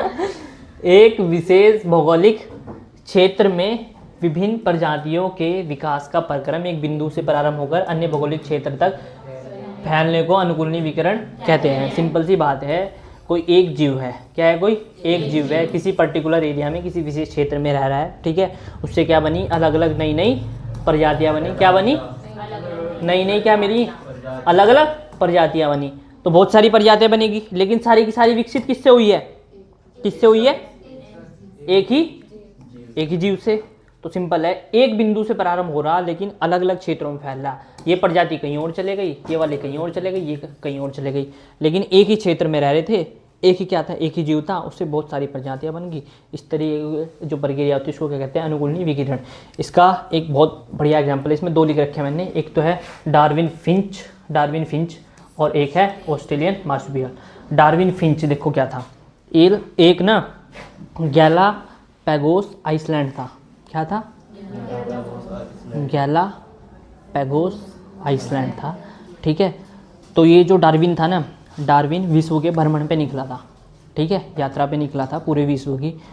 तो जिस जहाज़ पे ये मतलब निकला था यात्रा पे, उस जहाज़ का नाम भी आता है HMS बीगल था उसका नाम। क्या नाम था? HMS beagle. क्या नाम था उसका? तो इसने क्या देखा? एक गैलापैगोस आइसलैंड है, उस पर वो पक्षी हैं। क्या है? पक्षी हैं। वो पक्षी पहले पता कहाँ रहता था? अमेरिका में रहता था। कहाँ रहता था वो? लेकिन वो वहाँ से हट के कहाँ गया? उस आइसलैंड पे आ गया, गैलापैगोस आइसलैंड पे, ठीक है। वो जो पक्षी था वहाँ तो वो क्या, उसको जो भोजन था वो था फल फ्रूट। क्या थे? फल फ्रूट, मतलब फल वगैरह खाता था वो, ठीक है, बीज वगैरह खाता था फल के। तो वो सिंगल था, ठीक है, कोई बात नहीं। उसके बाद जैसे ही वो उस पे आया, गैलापैगोस आइसलैंड पे आया, ठीक है, लेकिन वहाँ पे फल नहीं थे। क्या नहीं थे वहाँ? फल नहीं थे वहाँ, ठीक है। वहाँ पे फल थे भी तो बहुत कठोर फल थे, उनका बीज निकालना बहुत मुश्किल था और वो बीज ही खाता था, ठीक है। लेकिन वहाँ पे कुछ और भी था, जैसे फूल पत्तियाँ थी वहाँ। क्या थी? फूल पत्तियाँ, मतलब वहाँ घास फूस था, ठीक है, घास था वहाँ, वनस्पति थी वहाँ, ठीक है। फल फ्रूट नहीं थे, बहुत हार्ड थे वहाँ पे, ठीक है। मतलब जो वहाँ का जो भोजन था ना, वो दक्षिण जो अमेरिका था जहाँ का वो रहने वाला था पक्षी, वो वहाँ से उड़ के आया था ना उस आइसलैंड पे, तो वहाँ पे जो फूड था उसके अपेक्षा क्या था? अलग था, भिन्न था, मतलब, ठीक है। मतलब अगर उसको वहाँ पे दाल चावल मिल लेते तो यहाँ उसको पिज्ज़ा मिल रहा, ठीक है, ऐसा समझ लो। ठीक है, तो वहाँ का जो फूड था ना, जो वहाँ वो जो खाता था, यहाँ वो उसको नहीं मिल रहा था, तो वो क्या करेगा, उसको जिंदा तो रहना है, क्या करना है उसको, क्या करना है, नींद आ रही है, क्या करना है उसको, जिंदा रहना है। तो अपने आप में क्या करेगा, कुछ चेंजेस करेगा, परिवर्तन करेगा कुछ। तो उसने क्या करा, उसकी जो चोंच थी ना उसमें परिवर्तन कर लिया। क्या कर लिया उसने, उसकी जो चोंच थी वो पैनी कर ली उसने, क्या कर ली। और कुछ ऐसे पक्षी थे जिन्होंने पंख अपने बिल्कुल पूर्ण रूप से त्याग दिए, चलने लग गए वो। तो ऐसी करके वहाँ एक पक्षी से ने एक उस पक्षी से ठीक है, कितनी 20 प्रजातियाँ बन गई वहाँ उस आइसलैंड पे। वही पक्षी है लेकिन उसने अपनी अलग अलग कितनी प्रजातियाँ बना दी, 20। ठीक है, एक क्षेत्र में रहता था वो। पहले कहाँ रहता था, अमेरिका में। अमेरिका में क्या था, वो बीज खाता था वहाँ पे। ठीक है, लेकिन यहाँ पे अब क्या खा रहा है, वो मीट भी खा रहा है, वनस्पति भी खा रहा है, फल भी खा रहा है, सब कुछ खा रहा है। ऐसी कितनी प्रजातियाँ बन गई वहाँ, 20 प्रजातियाँ बन गई। तो जो विकास हुआ, एक प्रजाति से कितनी बहुत सारी प्रजातियाँ बनी। एक क्षेत्र से अलग अलग क्षेत्र में गए हुए, ठीक है, उस आइसलैंड पे अलग अलग क्षेत्र में गए। तो ये तो मैं बताना चाह रहा था तुम्हें कि एक ही जब प्रजाति एक क्षेत्र से हटके दूसरे क्षेत्र में जाती है और अपनी प्रजातियों का बढ़ावा करती है, ठीक है, अपनी अलग अलग नई प्रजातियाँ विकसित करती है, उसे क्या कहते हो तुम, अनुकूलनी विकिरण, एडेप्टेटिव रेडिएशन। ठीक है, इसमें लिखा है देखो, ऑस्ट्रेलियन मार्supial भी लिखा है इसका एग्जाम्पल। यहाँ NCERT बुक रखी थी एक, कहाँ है, नहीं घर लेगी, क्या करेगी उसका, अचार घेरेगी। देखो जरा, डार्विन ने गैलापागोस द्वीप, गैलापागोस आइसलैंड पर 20 प्रकार की फिंच पक्षी देखी। उनको डार्विन फिंचेस के नाम से जाना जाता है। फिंचे वास्तव में दक्षिण अमेरिका महाद्वीप, दक्षिण अमेरिका महाद्वीप पर पाई जाने वाली बीजभक्षी प्रजाति है। बीजभक्षी मतलब जो बीज खाती है, जो इस द्वीप पर मतलब आइसलैंड पर, इस वाले गैलापागोस आइसलैंड पर पहुंचकर वहाँ की परिस्थितियों के अनुरूप नई किस्मों में विकसित होगी। और कितनी किस्म थी, पता कितनी किस्म थी, 20 अलग अलग प्रजातियों में बट गई थी वो। 20 अलग अलग प्रजातियों में क्या हो गई थी, बट गई थी वो। ठीक है, तो इसको क्या कहते हो तुम, अनुकूलनी विकिरण। याद करो इसको, और अब्बा जगह था अगर ये याद ना हुआ तो। क्वेश्चन देखो क्या आएगा, लेमार्क के उपार्जित लक्षणों की वंशागति के सिद्धांत को उदाहरण सहित विवेचना कीजिए और नव लेमार्कवाद को समझाइए। ठीक है, तो लेमार्क ने देखो क्या कहा था, जैव विकास की सर्वप्रथम परिकल्पना फ्रांस के प्रसिद्ध वैज्ञानिक लेमार्क ने दी थी। जो विकास होता है 2 प्रकार का होता है, एक रासायनिक विकास, एक जैविक विकास। ठीक है, रासायनिक विकास मैंने तुम्हें पढ़ा दिया। रासायनिक विकास मतलब रसायन, केमिस्ट्री वाले रसायन, DNA RNA ये सब बनते हैं, अमीनो अम्ल ये सारे, उसमें क्या होते हैं, तत्व होते हैं ना, तो वो रासायनिक विकास था अब तक जो तुमने पढ़ा। अब है जैविक विकास। जैविक विकास मतलब जिसमें ऊँट था, वो क्या था, जिराफ क्या था, जिराफ की कैसे वो लंबी हुई गर्दन, ये पढ़ोगे तुम उसमें। ठीक है, जैविक विकास। देखो जरा, जैव विकास की सर्वप्रथम परिकल्पना फ्रांस के प्रसिद्ध वैज्ञानिक किसने करी थी, लेमार्क ने। इसमें तो वैज्ञानिक ही बहुत आ गए, ओपिरिन आ गया, हार्डिन आ गया, ठीक है, लेमार्क। हाँ बस ये लास्ट क्वेश्चन है। ठीक है भाई, तो जैव विकास की सर्वप्रथम परिकल्पना किसने दी थी, फ्रांस के वैज्ञानिक, क्या नाम था, लेमार्क। ठीक है भाई, तो यह सिद्धांत निम्नलिखित तथ्यों पर आधारित है। सबसे पहले आकार में वृद्धि की प्रवृत्ति। आकार में वृद्धि की प्रवृत्ति, जीवधारियों में उनके अंगों की वृद्धि की प्राकृतिक प्रवृत्ति होती है। मतलब सिंपल सी बात है, कोई भी जीवधारी होगा, ठीक है, उसके जो अंग होंगे उनमें अपने आप क्या हो सकती है, वृद्धि हो सकती है। ठीक है, क्या हो सकती है उनमें अपने आप वृद्धि, मतलब प्राकृतिक प्रवृत्ति हो उसमें कि वो अपने आप क्या कर सकते हैं, वृद्धि कर सकते हैं। ठीक है, जैसे तुम हो, कभी इतने से रहे होंगे, तुम्हारे अंग भी छोटे छोटे रहे होंगे, इतने बड़े हुए। ठीक है, फिर तुम घुटन ले चले। ठीक है, फिर तुम्हें किसी ने हाथ पकड़ के ऐसे चलाया होगा, आ जा। ठीक है, क्या होगा, तो तुम वृद्धि, फिर तुमने क्या करी होगी, वृद्धि करी होगी। फिर तुम बड़े हो गए, फिर तुम तड़ी देने लग गए एक दूसरे को ही, है ना, आपस में फिर तो लड़ते होगे, है ना, लड़ो आपस में, लड़ते हो गए तुम। इतने सीधे साधे बच्चे नहीं हैं आजकल के। तो तुम्हारे जो अंग होते हैं उनमें क्या प्राकृतिक प्रवृत्ति होती है वृद्धि करने की। ठीक है, उसके बाद नंबर 2, वातावरण का सीधा प्रभाव। ये इस सिद्धांत के क्या थे, तथ्य थे। इन्होंने ये बात कही थी, लैमार्क ने, फ्रांस का वैज्ञानिक था ये, ठीक है। वातावरण का सीधा प्रभाव, तो जीवधारियों की संरचना तथा जैविक क्रियाओं पर वातावरण का सीधा प्रभाव पड़ता है। मतलब जीवधारियों की जो संरचनाएं होती है, संरचनाएं मतलब ऑर्गन बाहर से तुम्हें कैसे दिख रहे हैं, तो वो क्या होगी, अगर वातावरण चेंज होगा तो अपने अंदर तुम कुछ ना कुछ तो चेंज करोगे, अंदर भी कुछ चेंज करोगे और बाहर भी कुछ चेंज कर सकते हो। जैसे मैंने तुम्हें अभी एक एग्जांपल देके बताया था, जो फ्लिपर्स थे में पेंगुइन के फ्लिपर्स और किसके, डॉल्फिन के फ्लिपर्स, देखने में क्या लगते हैं, अलग अलग, लेकिन काम क्या करते हैं, सेम। तो उनकी कुछ ना कुछ तो वो आवश्यकता ही रही होंगी, वो अलग अलग हुए, ठीक है, लेकिन काम क्या कर रहे हैं, एक। तो उनका एनवायरनमेंट क्या है, वो बर्फ में रह रही है और वो पानी में रह रही है, ठीक है।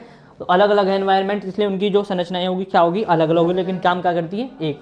तो देखो जरा, जीवधारियों की संरचनाएं तथा जैविक क्रियाओं पर वातावरण का सीधा प्रभाव होता है। अगर वातावरण में चेंज होगा तो तुम्हारे अंदर भी क्या होगा, चेंज होगा, सिंपल है, ठीक है भाई।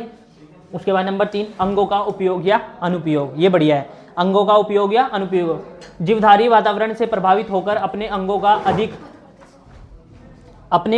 अधिक या कम उपयोग करते हैं। अधिक उपयोग के फलस्वरूप अंगों का विकास होता है और कम उपयोग के कारण अंगों का ह्रास होने लगता है। इसके फलस्वरूप अंग क्या हो जाते हैं, अवशेषी हो जाते हैं, ठीक है। सिंपल सी बात है, अगर कोई जीवधारी है, क्या है, कोई जीवधारी है, अगर वो अपने अंगों का क्या कर रहा है, अधिक प्रयोग कर रहा है, तो उसमें क्या होगा, विकास होगा, ठीक है, उसमें क्या होगा, विकास होगा, वृद्धि होगी। लेकिन अगर वो किसी अंग का अपने क्या कर रहा है, अनुप्रयोग कर रहा है, ठीक है, उपयोग ही नहीं कर रहा, तो वो क्या होने लग जाएंगे अपने आप, थोड़े समय के बाद, मतलब थोड़े क्या, बहुत समय के बाद क्या हो जाएंगे, अपने आप विलुप्त हो जाएंगे। क्या हो जाएंगे, अपने आप विलुप्त हो जाएंगे। और उन्हीं विलुप्त अंगों को क्या बोलते हैं, अवशेषी अंग। जैसे हमारे अंदर थे अवशेषी अंग, क्या है बताओ, क्या है हमारे अंदर अवशेषी अंग, ये कान दिख रहा है नहीं, बाहर वाला हिस्सा जो कान का, ईयर पिन्ना बोलते हैं इसका कुछ काम नहीं है हमारे अंदर, काम है इसका बताओ, कुछ नहीं काम है इसका, ईयर पिन्ना है। नेल्स का बताओ, कुछ नहीं काम है। अकल दाढ़ निकलती थी पहले, निकली हो 24 की एज में निकला हो, उसका कुछ काम नहीं है। तुम्हारी निकली होगी, तुम अभी 24 के नहीं में, ठीक है, मेरी भी निकली, मैं भी नहीं हुआ। उसके बाद एक वो होता है जिसका मेरा ऑपरेशन हुआ है, अपेंडिक्स, 1/4 अपेंडिक्स, छोटी आंत के बराबर में निकलती है, ऐसी संरचना होती है छोटी सी, है ना। तो 1/4 अपेंडिक्स बोलते हैं। ये पहले थी हमारे में, मतलब पहले बहुत ज़्यादा विकसित थी, लेकिन अब इसका काम नहीं है। पहले पता है इसका काम क्या था, जैसे जो ये पहले जो मानव थे जो घास फूस खाते थे, ठीक है, हरी पत्तियाँ खाते थे, उनमें बहुत ज़्यादा क्या होता था, सेलुलोज होता था। क्या होता था उनमें, बहुत ज़्यादा सेलुलोज होता था, क्योंकि जो वनस्पति होती हैं, पादप होते हैं, उनकी जो कोशिका भित्ति होती है वो सेलुलोज की बनी होती है। तो हरी घास जो होती है, फूल पत्तियाँ होती हैं, उनमें क्या होता है, सेलुलोज होता है। सेलुलोज को पचाने के काम आती थी ये 1/4 अपेंडिक्स, लेकिन अब क्या है, ये धीरे धीरे क्या होगी, इसका अनुप्रयोग होगा, मतलब इसको कुछ काम नहीं है अब हमारे अंदर, ठीक है। तो ये क्या है, एक अवशेषी अंग उदाहरण है। अगर तुमसे कोई पूछ ले अवशेषी अंग का उदाहरण, एक तो ये बाहर का कान का बाहर वाला हिस्सा, अकलदाढ़, और तीसरा क्या होगा, अपेंडिक्स, ठीक है, 1/4 अपेंडिक्स। क्या है ये, अवशेषी अंग, इनका कुछ काम नहीं है हमारे अंदर, ठीक है। तो यहाँ क्या लिखा हुआ है, अगर जीवधारी वातावरण से प्रभावित होकर अपने अंगों का अधिक उपयोग करेगा, क्या करेगा, अधिक उपयोग करेगा, तो वो क्या हो जाएंगे, अधिक उपयोग करेगा तो क्या होगा, उनका विकास होगा। सिंपल सी बात है। अगर जैसे कि कोई नॉर्मल लड़का है ये, ठीक है, ये नॉर्मल लड़का है मनोज, अब ये क्या करा इसने, इसको दिखना है बढ़िया तंदुरुस्त दिखना है, मोटा ताज़ा दिखना है, ये क्या करेगा, जिम ज्वाइन करेगा। क्या करेगा, जिम ज्वाइन करेगा, अपने शरीर से हार्ड वर्क करेगा, डंबल वगैरह उठाएगा, ठीक है, पुशअप लगाएगा, इसकी क्या बन जाएगी, बॉडी। लेकिन इसकी बॉडी कैसे बनी, जब इसने इस वाले अंग का क्या करा, बहुत ज़्यादा काम किया, उपयोग किया, तभी तो जाके बनेगी ना। तो अगर ये इस अंग का उपयोग अधिक कर लेगा, अधिक उपयोग करेगा, तो क्या होंगे, ज़्यादा विकसित हो जाएंगे। क्या हो जाएंगे, और जिस अंग का तुम क्या नहीं करने के, उपयोग नहीं करने के, वो क्या हो जाएंगे, धीरे धीरे कम होते जाएंगे, उसका हमारे अंदर कुछ काम ही नहीं होने का, वही क्या कहलाएंगे, अवशेषी अंग कहलाएंगे, ठीक है। उसके बाद नंबर 4, उपार्जित लक्षणों की वंशागति। उपार्जित लक्षणों की वंशागति दिख रहा ना,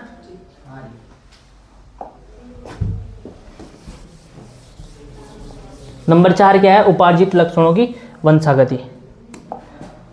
दुख तुम्हें बहुत बढ़ा रहा था। अंगों की उपयोगिता या अनुपयोगिता के कारण जो भिन्नताएं उत्पन्न होती है, उन्हें लैमार्क के अनुसार उपार्जित लक्षण पीढ़ी दर पीढ़ी वंशागत होते हैं। उन्हें लैमार्क के अनुसार उपार्जित लक्षण कहा गया, यहाँ एक लाइन थी, उन्हें लैमार्क के अनुसार उपार्जित लक्षण कहा गया, और उपार्जित लक्षण पीढ़ी दर पीढ़ी वंशागत होते रहते हैं। यहाँ पे लाइन छूट गई है, उन्हें लैमार्क के अनुसार उपार्जित लक्षण कहा गया, ऐसे हैं यहाँ पे, उन्हें लैमार्क के अनुसार उपार्जित लक्षण कहा गया, उपार्जित लक्षण पीढ़ी दर पीढ़ी क्या होते रहते हैं, वंशागत। अब जो भी देखो कोई अंग तुम यूज़ करोगे या क्या करोगे, डिसयूज़ करोगे, मतलब किसी का इस्तेमाल करोगे किसी का इस्तेमाल नहीं करोगे, तो उन अंगों में क्या आएगी, विभिन्नताएं आएंगी। ठीक है, किसी के जैसे ये जिम गया, ठीक है, उसने अपने डोलो सोले बना लिए बढ़िया, ठीक है, लेकिन मैं नहीं गया, मेरे इतने के इतने ही रह गए, ठीक है, तो क्या आएंगी, इसमें भिन्नताएं आएंगी, इसके जीन्स कुछ चेंज हो जाएंगे, इसकी मसल कुछ चेंज हो जाएगी, तो इसके जो बच्चे होंगे उनकी जीन्स कुछ और हो जाएंगे, मेरे बच्चे होंगे उसकी जीन्स सेम रहेगी क्योंकि मैंने कुछ वर्कआउट नहीं करा, तो उसमें कुछ विभिन्नताएं आएंगी। इस विभिन्नता को क्या कहते हैं, उपार्जित लक्षण। क्या कहते हैं इनको, उपार्जित लक्षण। और ये उपार्जित लक्षण वही है, एक पीढ़ी से कहाँ जाएंगे, दूसरी पीढ़ी में। सिंपल है भाई। अब उसके बाद लैमार्क ने अपने सिद्धांत को मुख्यतः जिराफ के विकास द्वारा समझाया। बढ़िया, इंटरेस्टिंग, जिराफ के विकास द्वारा समझाया था उसने अपने इसको सिद्धांत को। इनके अनुसार जिराफ के पूर्वज की गर्दन छोटी थी, ठीक है, कैसी थी, जिराफ के जो दादा नाना पापा रहे होंगे उनकी जो क्या थी, गर्दन थी, क्या थी, छोटी थी। पर वनस्पतियों की कमी होने के कारण जिराफ को वृक्षों से भोजन प्राप्त करने के लिए गर्दन ऊपर करनी पड़ती थी। भाई क्या हुआ, वातावरण में कुछ चेंज हुआ, वनस्पति की कमी हुई, तो उसको जो भोजन चाहिए वो कहाँ से मिलता था, अब वृक्ष से, ऊंचे वृक्ष थे, ठीक है। तो उसने क्या करा भाई, उसने थोड़ा ऐसे उठ के देखा, एक दिन उठा, 2 दिन, कहीं उठता ही रहा, ठीक है। तो क्या करा उसने, उसकी धीरे धीरे करके क्या होगी, गर्दन लंबी होगी, और उसके जो अगले वाले पैर थे ना, उस पर बहुत ज़्यादा क्या पड़ा, खिंचाव पड़ा ऊपर की तरफ, तो उसके अगले वाले जो पैर है वो भी क्या हो गए, लंबे हो गए। वही समझाना चाह रहा है। वृक्षों से भोजन प्राप्त करने के लिए गर्दन क्या करनी पड़ती थी, ऊपर करनी पड़ती थी। इसके फलस्वरूप क्या हुआ, गर्दन और अगली टांगों पर निरंतर खिंचाव के कारण गर्दन व अगली टांगे क्या हो गई, लंबी होगी, ठीक है। उसके बाद दूसरा उदाहरण लैमार्क ने सर्प मतलब सांप, सर्पों में टांगों के विलुप्त होने का दिया।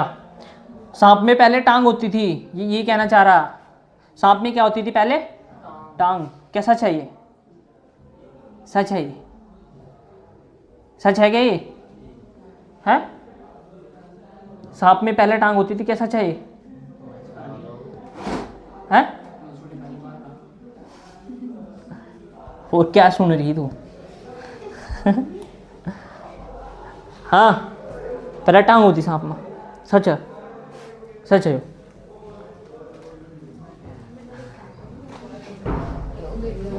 सच है क्या, सच है। वो सांप में पहले टांग होती थी, लेकिन उसका उसने क्या नहीं करा, यूज़ नहीं करा, इसलिए वो क्या होगी, अपने आप यूज़ क्यों नहीं करा, क्योंकि जब वो बिल में घुसता था ना और झाड़ियों में चलता था, तो उसको वो क्या करती थी, दिक्कत देती थी, अड़चन देती थी उसके रास्ते में, तो उसने क्या कर दिया, उसका इस्तेमाल ही करना बंद कर दिया, और धीरे धीरे क्या होगी, वो विलुप्त होगी, ठीक है।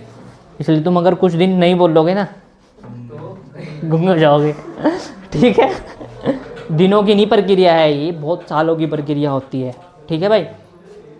तो लैमार्क ने बताया कि सर्पों के पूर्वज में टांगे पाई जाती थी, पर सांप को बिल में घुसते समय तथा झाड़ियों से गुजरते समय टांगे रुकावट डालती थी। सर्पों ने इसका उपयोग करना छोड़ दिया, जिसके कारण पैर क्या हो गए, विलुप्त हो गए। ये था लैमार्क का सिद्धांत, कुछ भी नहीं था। उसके बाद नव लैमार्कवाद, न्यू लैमार्किज्म किसे कहते हैं। अनेक वैज्ञानिकों ने अपने प्रयोगों द्वारा प्रमाणित किया कि उपार्जित लक्षण वंशागत होते हैं। उपार्जित लक्षण वंशागत होते हैं। उपार्जित लक्षण अभी बताया था ना पीछे क्या हो, ठीक है। उपार्जित लक्षण क्या होते हैं, वंशागत होते हैं।